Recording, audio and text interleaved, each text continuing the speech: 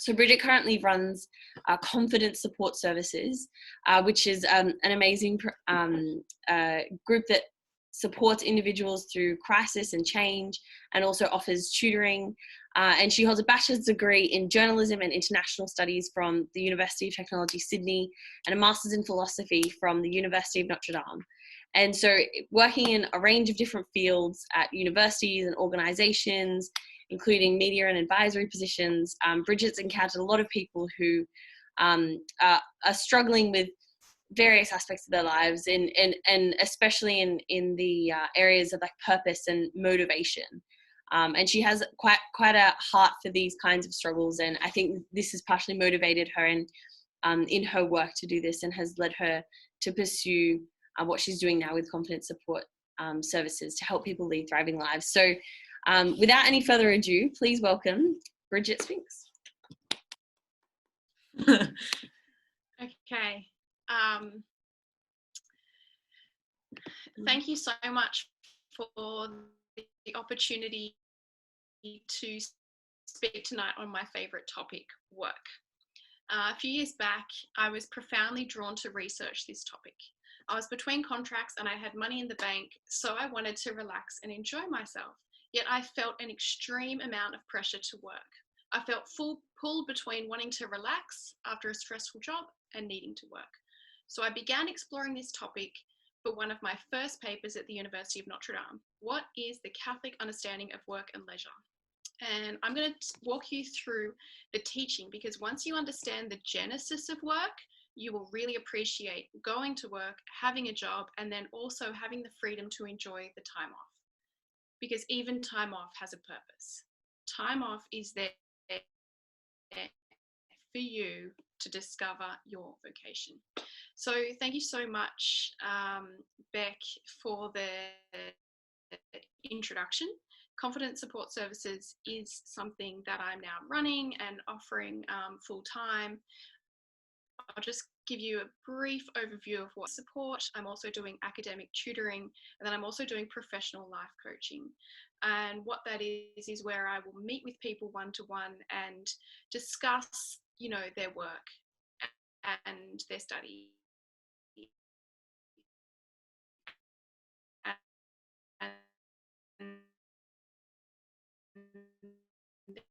Their relationships, and all of this teaching that I'm going to give you on work and leisure, the Catholic understanding of work and leisure.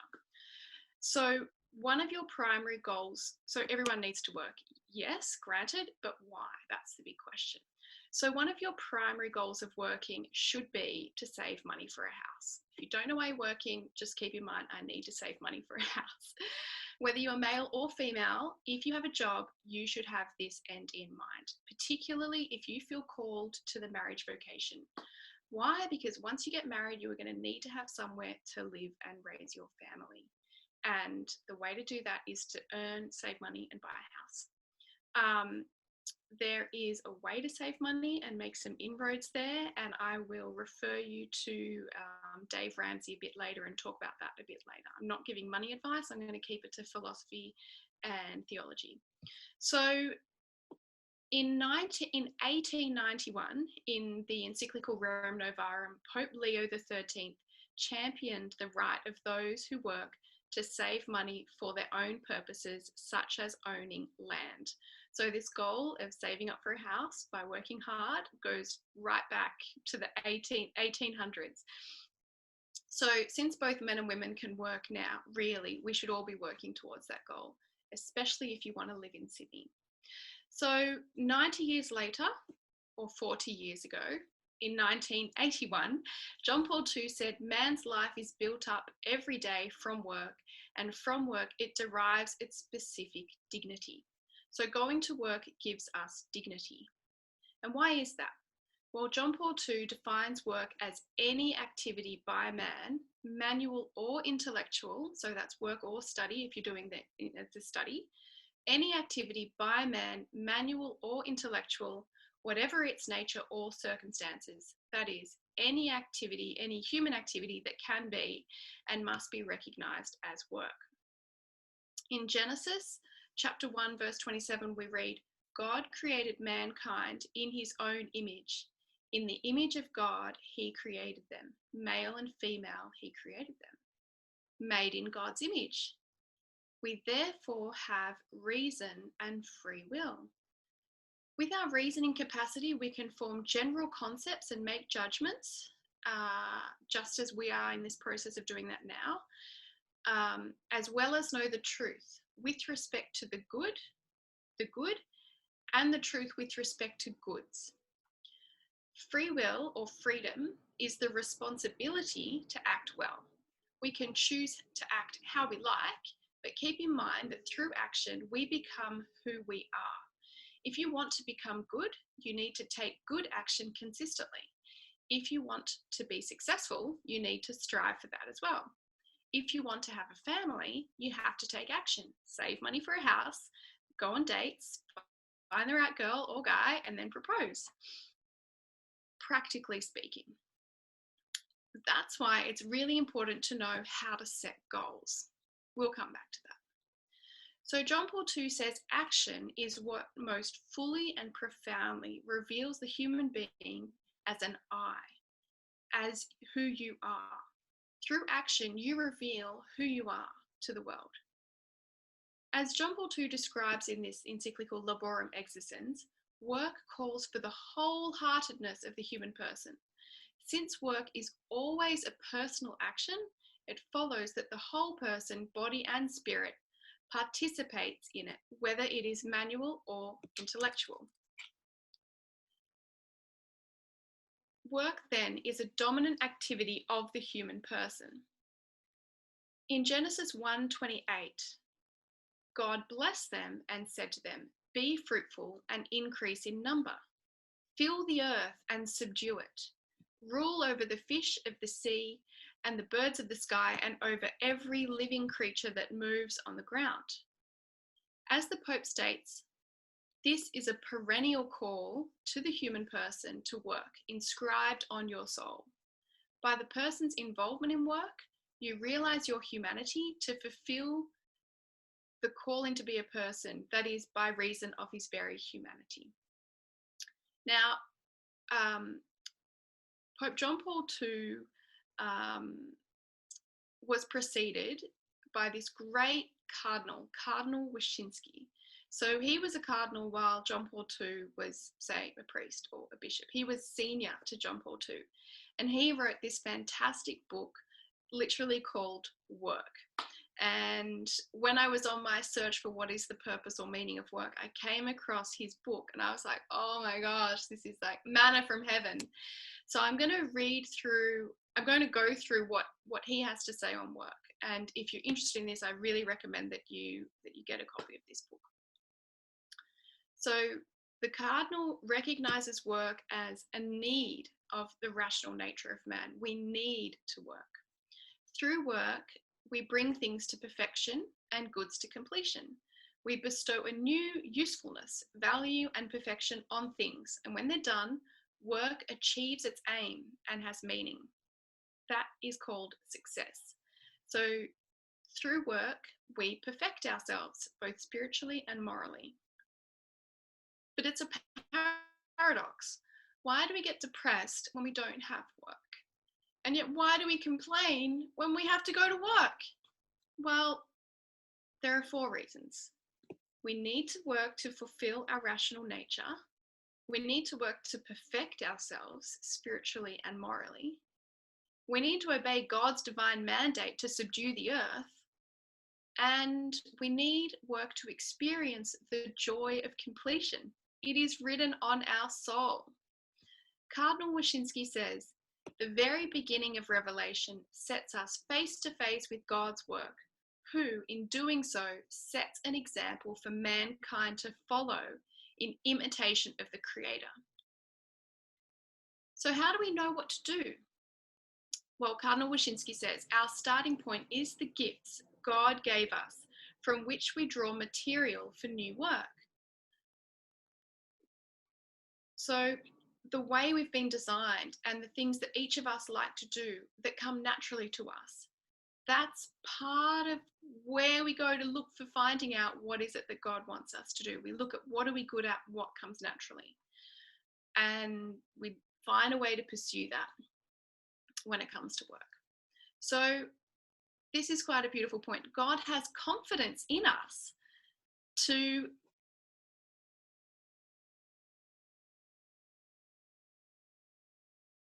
continue his work. God has confidence in us to continue his work. After creating the world, he leaves the details of his design to us. And so that we are capable of multiplying and subduing the earth and thereby bringing fulfillment to the plan of God. So it's as if God created the world in an unfinished state. He invited us into his creation. He made us and invited us into his creation and said, now you just make it all pretty, make it work, and, enjoy that. But why is it difficult? Why is work difficult?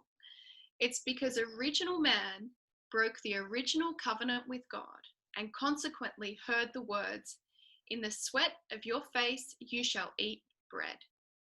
That's why you feel joy and suffering, liberation and dependence when you work. It's a mystery. Work is a mystery, which we can understand in the context of original sin. As Cardinal Wyszynski says, work is burdensome from the viewpoint of the human will, but every effort aches from the wounds of original sin. There is some suffering lying in wait for us everywhere, and it takes complete possession of us that we come to fear the slightest effort lest we reopen those wounds. I'm going to post that quote later because it's Cardinal Wyszynski gets it. He gets it. Work then is redemptive. It's a blessing and a curse, but mainly a blessing, I think. Because work is medicine of corrupted human nature. Through work, you can use your reason and will and can yield in the end. And this surrender should serve to encourage the surrender of man to God. In every resistance which we meet in work, we recognize man's resistance to God. So if you find yourself going, I don't want to go to work today, it's like saying you don't want to face God. You don't want to, original man, in our original humanity, we don't want to turn around and face God that we're ashamed of that original sin. But he has redeemed us. So, we should go joyfully to work. Cardinal Wyszynski encourages us to see work as the means of our sanctification. In your toil is the ready redress of the fruits of original sin and the salvation of your soul through the burden of work. For this cleansing toil, we should thank God. So work has spiritual benefits, it has psychological benefits, and it has personal benefits. You become who you're called to be. So the key is don't resist work. Say yes to all work that is good, because in doing the work, in going to work, you will feel spiritually better. It is your medicine for our souls. So philosophically, it's there to fulfill your rational nature. Work is an appropriate way to earn money, to care for a family and buy property. It's the means to fight the inclination to sin. It's the healing balm for the wound of original sin. It's a means to fulfillment through the perfection of things. It's a means to perfection of yourself through work. And it's the moral fulfillment of your gifts and talents. So work takes up, in Genesis, God worked for 6 days and on the 7th day he rested. So now let's take a rest from learning about work and the origin or the genesis of work. And now let's look at leisure. Let's take a day off. Let's explore what that feels like and what that's really all about when you do it properly. Well, in Laborem Existens, John Paul II writes that man should imitate the Creator in working and in resting, since God himself wished to present his own creative activity under the form of work and rest. Rest also points to our eternal rest. Joseph Pieper, coming out of a totalitarian regime, wrote in 1952 that leisure is needed for the good of mankind. and I quote, "Leisure is the preserve of freedom, of education and culture, and of that undiminished humanity which views the world as a whole. It's also so you can," unquote, end of quote. "It's also so you can retain your faculty of grasping the world as a whole and realizing its full potentialities as an entirety meant to reach wholeness." The whole picture is that we were made for more than work. We were made for heaven. Leisure is a gift. God first gave us freedom, and in our freedom, we can respond by turning back to God. So we know from Genesis that God rested. And in creating rational human persons with the freedom to determine who they are by themselves, by what they do, He has given us the freedom to copy Him by taking a break from work and enjoying leisure. So from there, we should give thanks for the break from work. But who do we do that to? We should turn around and turn back to God and say thank you. And in doing that, we enter into the mystery of the divine creator. So we go to work imitating God. It's a blessing and a curse. It was then originally a blessing, and then it turned into a curse after the fall. And yet, we're also called in our freedom to rest. And indeed, Jesus says, "Come to me, all ye who labor and are carrying heavy burdens, and I will give you rest." So for those who work, come to Jesus and rest in Him. He will give you rest from your labor. He doesn't say stop working. He says, "Come to me, you who work." So the beautiful thing is that we have all been made with a purpose. And you can find out what that is through reason and revelation. So, and also in the particular, your particular purpose can be discovered through reason and through listening to what God reveals to you personally. So by nature, we can be creative because of reason and free will. So when we have leisure, we can explore those bigger questions like, why am I here? And what am I doing? And what else can I do with my time? And what should I be doing? So Cardinal Wyszynski says, "It's essential that man is not overworked, or his efforts, time, and talent are not exploited, because then he is wronged by God, for he cannot discover God in his work." So it's interesting, like the people who talk about work and who understand it fully, and the people that I'm quoting, Cardinal Wyszynski, John Paul II, Joseph Pieper, they've all come out of that totalitarian communist regime where, in the communist regime, the idea is that everything should be shared. But we have a right to earn the money from our work, and we have a right to save that money for the good purposes that we have, like our own house and looking after our own family. And, at the same time, life shouldn't be all about work. It should also be about enjoying our leisure and enjoying the freedom of who we are. So, as I said right at the beginning, work is any activity that we undertake. So going out the front to pick up the newspaper, or take the rubbish out, or taking someone for a drive, it's all work. It's a human activity, so it's work. So leisure is non-work. It's recreational. It's where we recreate ourselves. It's kind of like what we do for free. So this is like one of my favorite points, which is that man needs to be freed from the innate call to work in his leisure to discover God and allow himself to exist in God, who is pure act. Ipsum esse subsistens. So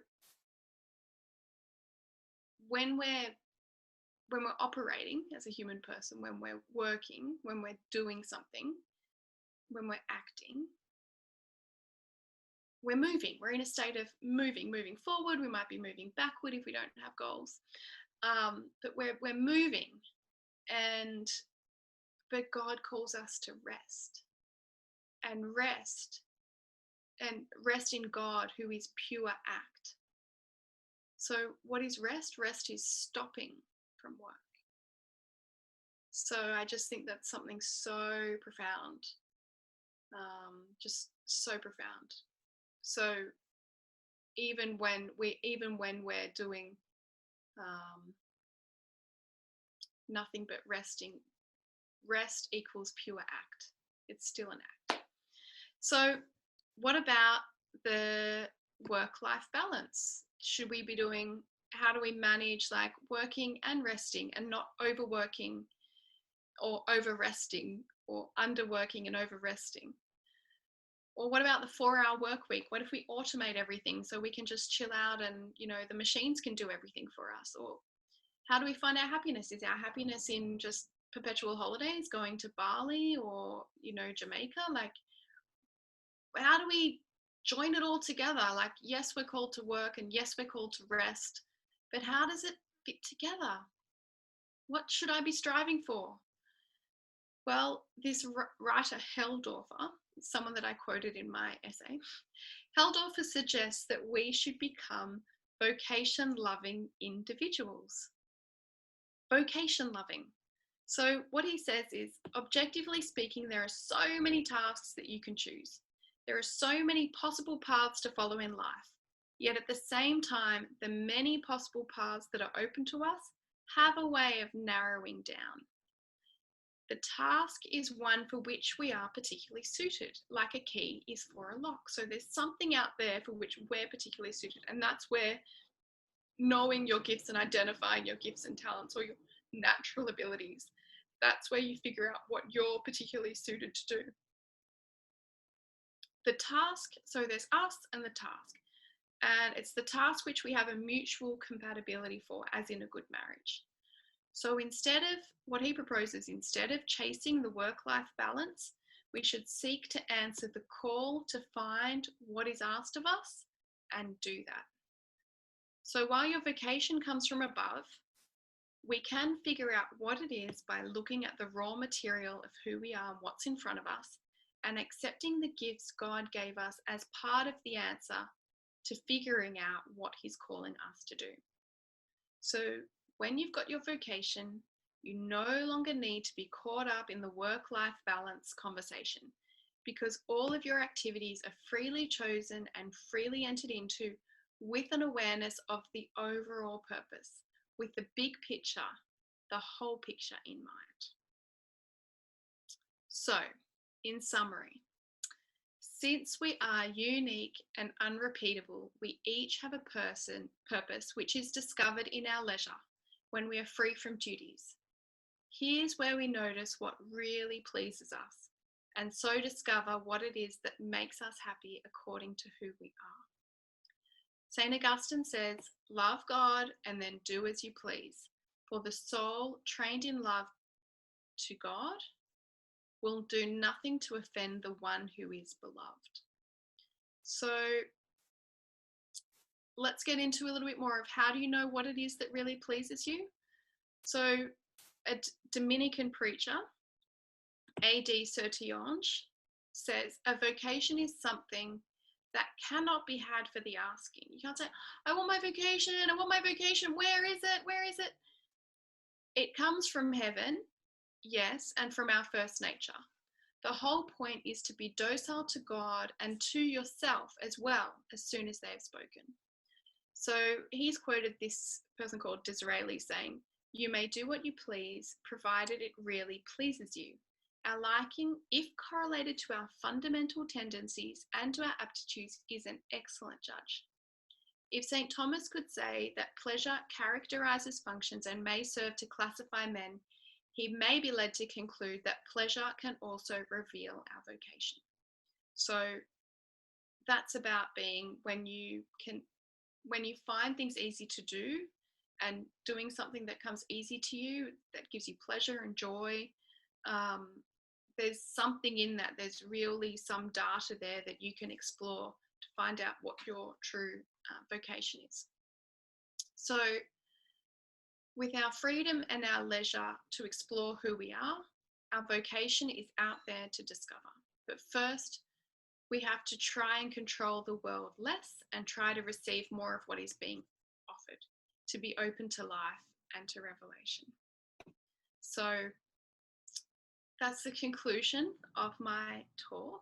What I wanted to pass on to you today, which is that work is work is there as a result of the fall.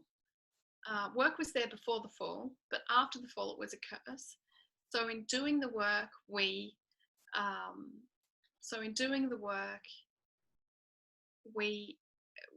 take our medicine for the fall, basically.